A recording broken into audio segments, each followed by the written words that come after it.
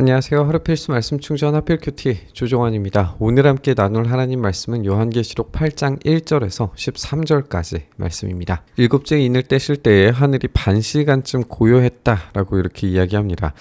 시간이 고요했다라고 하는 것은 하나님께서 침묵하신다라고 하는 것을 보여주는데요. 이 하나님의 침묵이라고 하는 것은 이 구약의 표현들을 우리가 생각을 해볼 때 하나님의 심판이 시작된다라고 하는 말과 같습니다. 여기에 반 시간쯤이라고 그렇게 표현되고 있는 것을 보아서 이것이 정확한 시간이라고 보기보다는 어떤 정량적으로 정말 한 30분이다 뭐 이런 것보다는 대략적인 시간을 이야기하는 것으로 보는 것이 좋을 것 같아요.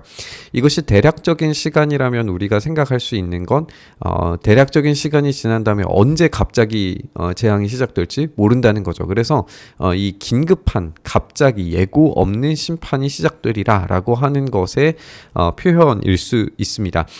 내가 보면 하나님 앞에 7 천사가 있어 7 나팔을 받았다라고 하면서 이제 7 나팔의 재앙을 우리가 보게 될 겁니다.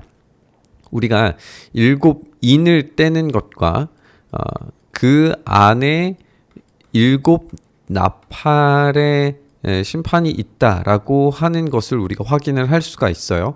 그러니까 7인 안에 7 나팔이 있기 때문에 7 나팔이 어떤 순서적인 재앙을 보여주는 거라고 보기는 어렵겠죠. 7인이라고 했을 때 마지막 이 인이 6번째 인이 떨어졌을 때에 보여주었던 이 최종적인 심판에서 어떻게 다를 것인가를 우리가 확인을 해보게 될 것 같아요. 그래서 어떤 7인이 보여주는 것, 7번째 인이 보여지는 것은 이 심판에 대한 또 다른 성격들을 우리가 재확인하는 더 깊숙이 들어가는 이야기로 우리가 읽는 것이 좋겠습니다. 천사가 와서 제단 곁에 금 향로를 가지고 많은 향을 받았으니 이는 모든 성도의 기도와 합하여 보좌 앞 금제단에 드리고자 함이라.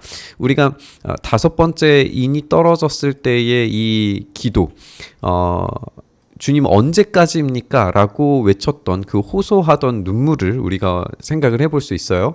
바로 그 기도와 합쳐져서 이 금제단에 드려지는 그 향연이 성도의 기도와 함께 천사의 손으로부터 하나님 앞으로 올라가요. 그래서 천사가 향로를 가지고 제단에 불을 담아다가 땅에 쏟게 됩니다. 이때 우레와 음성과 번개와 지진이 나요. 우리가 이제 이 7 나팔이 불어지면서 벌어지는 이 끔찍한 재앙의 장면들을 우리가 보게 되지만 그럼에도 불구하고 이것을 우리는 재앙의 측면에서 보는 것이 아니라 기도의 응답이라고 하는 측면에서 읽어봐야 한다는 점도 우리가 깊이 생각을 해봐야겠죠. 7 나팔을 가진 7 천사가 나팔 불기를 준비를 합니다. 첫 번째 천사가 나팔을 부니 피 섞인 우박과 불이 나와서 땅에 쏟아짐에 땅의 3분의 1이 타버리고 수목의 3분의 1도 타버리고 각종 푸른 풀도 타버렸다. 이렇게 소개하고 있습니다. 여기에 땅의 3분의 1이 타버렸다라고 하는 것이 이 전체가 타버린 게 아니라는 점도 우리가 주목해서 살펴봐야겠죠. 그래서 이 정말 최종의 심판은 또 다른 이야기로 넘어간다라고 하는 것도 우리가 좀 염두해 두면서 이 재앙을 읽어야 됩니다.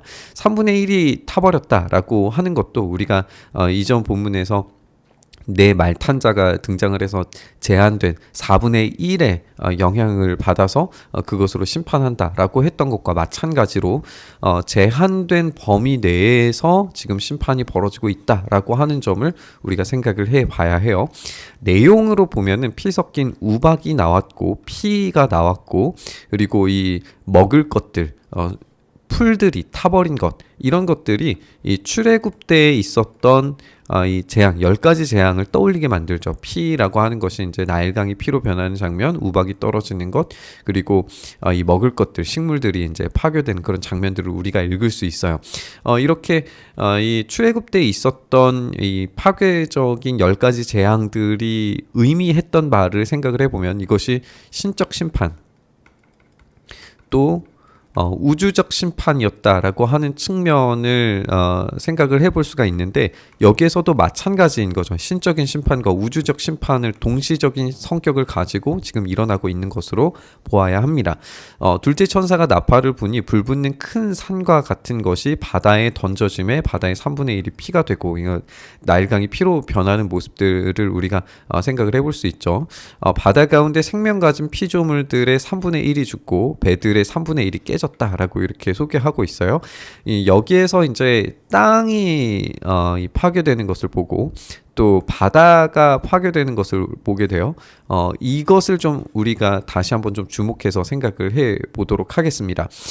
여기에서 한 가지만 더 이제 생각을 해 보면, 이게 지금 경고적인 측면이라고 하는 거죠. 제한된 숫자에게 벌어지고 있는 재앙이기 때문에. 그렇다면 출애굽 때에도 이런 심판이 벌어졌을 때 바로가 회개하지 않음으로써 계속된 지속된 심판을 받게 되죠. 여기서도 마찬가지로 하나님께서 계속해서 기회를 주심에도 불구하고 회개치 않는 이들로 말미암아서 완악한 사람들, 완악한 이들에 대한 경고들이 지속적으로 벌어지고 있다라고 하는 것도 우리가 생각을 해보고 또 확인을 해볼 수가 있습니다. 셋째 천사가 나팔을 부니 횃불같이 타는 큰 별이 하늘에서 떨어져서 강들의 3분의 1과 여러 샘물에 떨어졌다라고 되어져 있어요. 별이 떨어지는 장면은 우리가 이사야 장면 생각을 해보면 그 계명성이 떨어지는, 교만한 별이 떨어지는 그 장면을 우리가 떠올려 볼 수 있죠. 그리고 이 별의 이름은 쓴쑥이라고 불렸는데, 물의 3분의 1이 쓴쑥이 되매 그 물이 쓴물이 되므로 많은 사람이 죽었더라. 우리가 예레미야 말씀을 확인을 해보면요, 하나님께 불순종하는 백성들에게 쑥을 먹이시고 독한 물을 마시게 하셔서 심판하시는 장면이 등장하거든요. 한마디로 말해서 이 두 가지를 좀 결합을 해서 생각을 하면, 이 교만함을 통해서 하나님을 버리고 스스로 높아지려고 할 때 추락할 수밖에 없고, 그 교만의 영향력이 하나님을 배제하고 순종하지 않으려고 하는 이 불순종과 배교로 이어진다는 점을 우리가 생각을 해볼 수 있어요. 그래서 이 교만한 큰 별이 떨어짐으로 바다가 생명력이, 그리고 악의 존재들이 심판을 받는 그런 모습을 우리가 확인을 해볼 수가 있습니다. 또 다른 측면에서 생각을 해보면, 출애굽 때에는 마라의 쓴물을 고치셨던 일이 있었죠. 그런데 지금은 이제 그것이 뒤집어져서 생명의 물들이 이 쓴 물이 되어서 심판의 물로 변하게 되는 이런 모습을 우리가 보게 돼요. 결국에 그 고통이 점점 더 증가하리라 라고 하는 것을 우리가 확인을 해볼 수가 있습니다. 네 번째 천사가 이제 나팔을 불게 되는데, 해의 3분의 1과 달의 3분의 1과 별들의 3분의 1이 타격을 받게 됩니다. 우리가 이제 지금 살펴보고 있는 게 땅이 타격을 받았어요. 그리고 바다가 타격을 받았고 강들이 타격을 받았습니다. 그리고 이제 별들, 해달 별들이 타격을 입고 있는 것을 보게 되고, 여기 공중에 날아가는 독수리가 등장하는데, 이 독수리라고 하는 존재가 이제 이 시체를 뜯어먹는 존재로서 부정한 이 존재로 등장하고는 하거든요. 그래서 이 독수리가 이 화가 있다라고 이야기하는 것으로 보아서 이게 천상적 존재인지 아니면 부정적 존재인지 우리가 알기는 이제 불명확하기는 하지만, 선명한 건 뭐냐면 지금 이 공중에 대한 이 파괴 그리고 변화, 이런 것들을 우리가 확인해 볼 수 있다는 거예요. 우리가 함께 살펴본 것처럼 땅과 바다와 강과 별과 공중 모두가 타격을 받았다면 창조 세계가 지금 해체되고 있다라고 하는 것을 생각을 해볼 수 있겠죠. 창조 세계가 해체되고 있다. 지금 심판을 받고 있고 지금 원래의 기능들이 사라지고 있다라고 하는 것을 우리가 생각을 해보면, 창조 세계의 해체는 또 다른 가능성을 만들어내는데, 그건 뭐냐면 새로운 창조입니다.